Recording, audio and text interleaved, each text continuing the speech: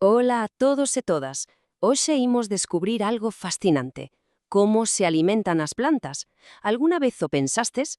Pois aínda que non o pareza, teñen un arma secreta para conseguilo.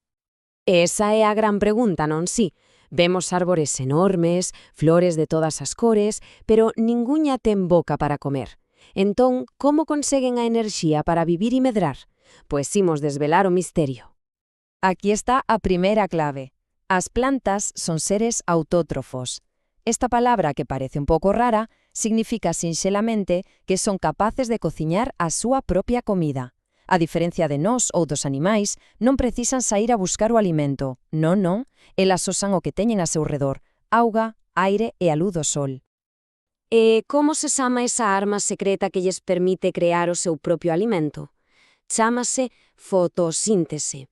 Quedade con este nome porque é un proceso fundamental non só para elas, senón para toda a vida na Terra.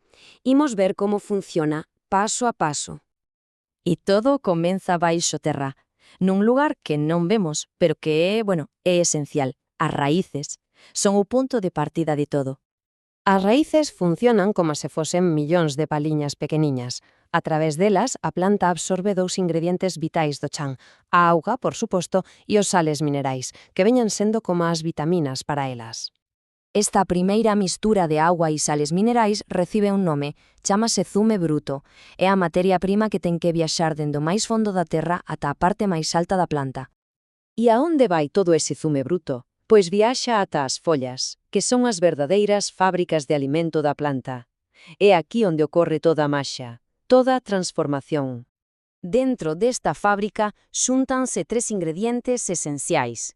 O primeiro, o zume bruto, que subiu polas raíces. O segundo, o dióxido de carbono, un gas que as follas collen directamente do aire. E o terceiro, e o máis importante de todos, a enerxía da luz do sol. A luz do sol actúa como o lume dunha cociña. A súa enerxía é o que acende os fogóns da fábrica e consigue transformar eses ingredientes tan sinxelos en algo totalmente novo: o seu alimento.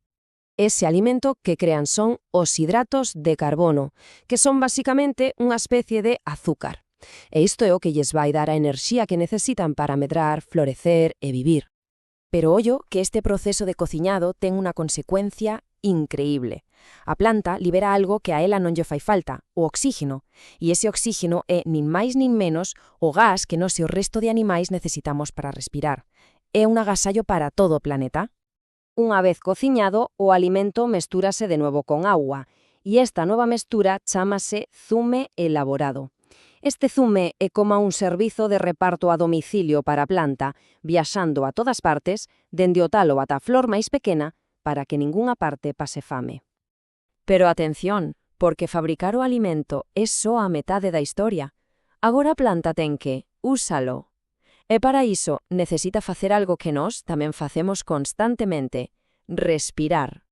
E é moi importante non confundir as dúas cousas. A ver, imos ver as diferenzas. A fotosíntese só ocorre de día, claro, porque necesita luz. Nela, a planta colle dióxido de carbono e solta oxíxeno para fabricar comida. En cambio, a respiración, esa fanan sen parar, de día e de noite.